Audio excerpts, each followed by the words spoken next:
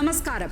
രാജ്യത്തിന്റെ തെരഞ്ഞെടുപ്പ് ഫലം വന്ന ജൂൺ 4 അന്നു തന്നെയാണ് മെഡിക്കൽ ആയുഷ് പ്രവേശനത്തിനുള്ള നീറ്റ് പരീക്ഷാ ഫലവും പ്രസിദ്ധീകരിച്ചത്. ഫലം വന്നത് പ്രഖ്യാപിച്ചിരുന്നതിനും 10 ദിവസം മുമ്പാണ്. തെരഞ്ഞെടുപ്പിന്റെ ബഹളത്തിനിടെ പുറത്തുവിട്ട ആ ഫലം ഉയർത്തുന്ന ദുരൂഹതകൾക്ക് ഇനിയും അവസാനമില്ല. അക്കാര്യത്തിൽ അന്വേഷണ സമിതികളും കോടതികളും തീർപ്പ് കൽപ്പിക്കട്ടെ. പക്ഷേ നീറ്റ് പരീക്ഷ രാജ്യമെമ്പാടും ഉണ്ടാക്കുന്ന സമ്മർദ്ദം കൂട്ട ആത്മഹത്യകളിലേക്കും ദുരഭിമാന കൊലകളിലേക്കും വരെ നയിക്കുകയാണ്. നീറ്റിൽ നിന്ന് ഒഴിവാക്കണം എന്ന് ആവശ്യപ്പെട്ട് തമിഴ്നാട് ബില്ല് തന്നെ പാസാക്കി.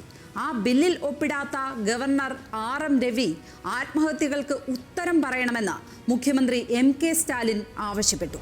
സ്പോട്ട് ലൈറ്റ് ആരംഭിക്കുന്നു. കേരളവും നീങ്ങണോ നീറ്റ് രഹിത തമിഴ്നാട് വഴി? 2021 DMK സർക്കാർ അധികാരത്തിൽ വന്നതിന് തൊട്ടു പിന്നാലെയാണ് നീറ്റ് പരീക്ഷയെക്കുറിച്ച് തമിഴ്നാട്ടിൽ അന്വേഷണം തുടങ്ങിയത്. മുൻ ഹൈക്കോടതി ജഡ്ജി ജസ്റ്റിസ് AK രാജൻ നയിച്ച അന്വേഷണ സമിതി 2 വർഷം നടത്തിയ പഠനത്തിനൊടുവിൽ വിശദമായ റിപ്പോർട്ട് സമർപ്പിച്ചു. നീറ്റ് പരീക്ഷയിൽ നിന്ന് തമിഴ്നാട് പൂർണ്ണമായും പിൻവാങ്ങണം എന്നായിരുന്നു ആ നിർദ്ദേശം. പകരം ഹയർ സെക്കൻഡറി പരീക്ഷയുടെ മാർക്കാകണം പ്രവേശന മാനദണ്ഡം. എന്തുകൊണ്ട് ഇങ്ങനെയൊരു റിപ്പോർട്ട്? ചെന്നൈയിലെയും കോയമ്പത്തൂരിലെയും സേലത്തെയും പോണ്ടിച്ചേരിയിലെയും ഒക്കെ കോച്ചിംഗ് സെന്ററുകളിൽ പഠിക്കുന്ന വിദ്യാർത്ഥികൾ ജീവനൊടുക്കുന്നു. സമ്മർദ്ദം താങ്ങാനാവാതെ വിദ്യാർത്ഥികൾ മാത്രമല്ല, രക്ഷിതാക്കളും ആത്മഹത്യ ചെയ്യുകയാണ്. ഈ സംഭവങ്ങളെ തുടർന്നാണ് AK രാജൻ സമിതി അന്വേഷണം തുടങ്ങിയത്. സമിതി ഒരു കാര്യം കണ്ടെത്തി: നീറ്റ് പരീക്ഷ വിജയിക്കുന്ന 90% കോച്ചിംഗ് സെന്ററുകളെ ആശ്രയിക്കുന്നവരാണ്. പണം മുടക്കി പഠനം സാധ്യമല്ലാത്തവരെല്ലാം പിന്തള്ളപ്പെടുകയാണ്. മെഡിക്കൽ വിദ്യാഭ്യാസം കാശുള്ളവർക്ക് മാത്രം എന്ന നിലയിലേക്ക് മാറുന്നു. ഈ സാഹചര്യത്തിലാണ് ഹയർ സെക്കൻഡറി മാർക്ക് അടിസ്ഥാനമാക്കി പ്രവേശനം നൽകണം എന്ന ശുപാർശ ഉണ്ടായത്. പക്ഷേ പ്രശ്നം അവിടെ അവസാനിച്ചില്ല. നീറ്റ് പരീക്ഷയിൽ നിന്ന് തമിഴ്നാടിനെ ഒഴിവാക്കി നിയമസഭ ബിൽ പാസാക്കി. പക്ഷേ ഗവർണർ RM രവി അത് ഒപ്പിട്ടില്ല. അതിനിടെ ചെന്നൈയിലെ കോച്ചിംഗ് സെന്ററിൽ യോഗ്യത നേടാനാകാത്ത വിദ്യാർത്ഥി ആത്മഹത്യ ചെയ്തു. പിറ്റേന്ന് ആ കുട്ടിയുടെ പിതാവും. ഇത് തമിഴ്നാട്ടിലെ മാത്രം പ്രശ്നമല്ല. രാജ്യത്തെ എൻട്രൻസ് പരിശീലനങ്ങളുടെ തലസ്ഥാനമായി അറിയപ്പെടുന്നത് രാജസ്ഥാനിലെ കോട്ടയാണ്. അവിടെ മാത്രം 29 വിദ്യാർത്ഥികളാണ് ഒരു വർഷത്തിനിടെ ആത്മഹത്യ ചെയ്തത്. ബഹുഭൂരിപക്ഷവും ഹോസ്റ്റലുകളുടെ മുകളിൽ നിന്ന് ചാടി മരിക്കുകയായിരുന്നു. ഈ ആത്മഹത്യകൾ തടയാൻ സർക്കാർ എടുത്ത നടപടിയായിരുന്നു ഏറ്റവും വിചിത്രം. ഹോസ്റ്റലുകൾക്ക് മുകളിൽ ഉരുക്കുവല സ്ഥാപിക്കുക എന്നതായിരുന്നു ആ പ്രഖ്യാപനം.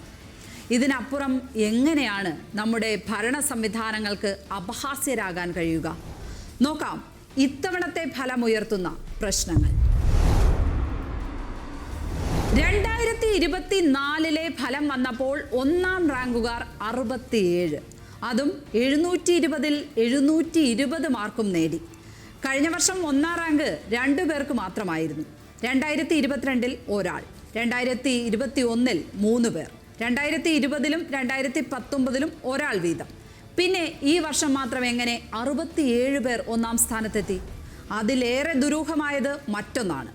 ദേശീയ തലത്തിൽ 62 മുതൽ 69 വരെ റാങ്ക് നേടിയ എല്ലാവരും ഹരിയാനയിലെ ഒറ്റ പരീക്ഷാ കേന്ദ്രത്തിൽ എഴുതിയവരാണ്. രാജ്യമെങ്ങും 23.81 ലക്ഷം എഴുതിയ പരീക്ഷയിൽ 62 മുതൽ 67 വരെ റാങ്ക് ഒറ്റ കേന്ദ്രത്തിൽ വന്നെങ്കിൽ അതിനെ അട്ടിമറി എന്നല്ലാതെ എന്തു വിളിക്കും? കഥ അവിടെയും തീരുന്നില്ല. 2 മണിക്ക് ആരംഭിച്ച പരീക്ഷ തീരേണ്ടത് 5:20-നാണ്. എന്നാൽ 4 മണിക്ക് തന്നെ ഇന്റർനെറ്റിൽ ചോദ്യക്കടലാസ് എത്തി. ഹിന്ദി മീഡിയമായി പഠിച്ചവർക്ക് നൽകിയത് ഇംഗ്ലീഷ് ചോദ്യക്കടലാസ്. കൂട്ടത്തോടെ അവർ പുറത്തിറങ്ങി ചോദ്യക്കടലാസ് സോഷ്യൽ മീഡിയയിൽ പങ്കുവച്ചു. വേറെയുമുണ്ടായി ദുരൂഹത. പരമാവധി മാർക്ക് 720. അത് കിട്ടിയ 67 വിദ്യാർത്ഥികൾക്ക് പുറമെ 718, 719 മാർക്കുകൾ കിട്ടിയ നിരവധി വിദ്യാർത്ഥികൾ. നീറ്റ് ഘടന അനുസരിച്ച് 720 കഴിഞ്ഞാൽ കിട്ടാവുന്ന പരമാവധി മാർക്ക് 716. അതിന് നാഷണൽ ടെസ്റ്റിംഗ് ഏജൻസി നൽകിയ വിശദീകരണം വിചിത്രമായിരുന്നു.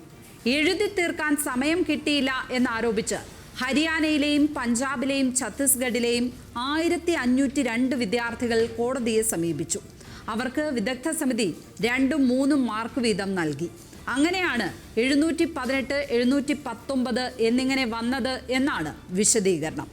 24 ലക്ഷത്തിനടുത്ത് വിദ്യാർത്ഥികൾ എഴുതിയ പരീക്ഷയിൽ കേസിന് പോയവർക്ക് മാത്രം കൊടുത്ത ആ ഗ്രേസ് മാർക്കിനെയല്ലേ ഇഷ്ടദാനം എന്ന് വിളിക്കേണ്ടത്?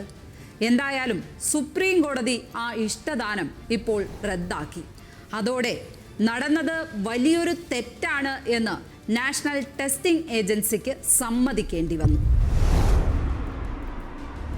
ഏതെല്ലാം മാനദണ്ഡങ്ങൾ എടുത്തു പരിശോധിച്ചാലും നീറ്റിൽ ശേഷിക്കുന്നത് അടിമുടി ദുരൂഹതയാണ്.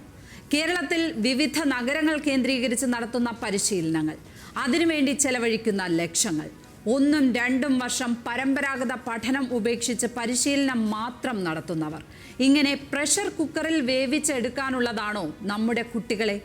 സ്വാഭാവിക പഠനത്തിലൂടെ അർഹതയുള്ള മാർക്ക് നേടാൻ എല്ലാവർക്കും അവസരമുണ്ടാക്കുകയല്ലേ വേണ്ടത്? 3 മണിക്കൂർ 20 മിനിറ്റിൽ 180 ശരി ഉത്തരം എഴുതാൻ പഠിച്ചാൽ ജീവിത വിജയം ഉറപ്പാണോ?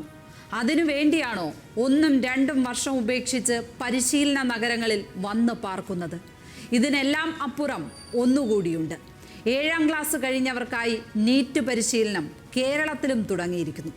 7 മുതൽ 12 വരെ 5 വർഷമാണ് കുട്ടികളെ അതിസമ്മർദ്ദത്തിൽ വേവിച്ചെടുക്കുന്നത്. ഇതൊരു സാമൂഹിക പ്രശ്നമാണ്. ഈ വിഷയത്തിൽ ഉണ്ടാകേണ്ടത് രാഷ്ട്രീയ തീരുമാനവുമാണ്. കേരളവും ആലോചിക്കട്ടെ, നീറ്റിൽ തമിഴ്നാട് പറയുന്നതാണോ നീതിയെന്ന്. ഇന്നത്തെ സ്പോട്ട്ലൈറ്റ് പൂർണ്ണമാകുന്നു. നാളെ മറ്റൊരു വിഷയവുമായി. നമസ്കാരം.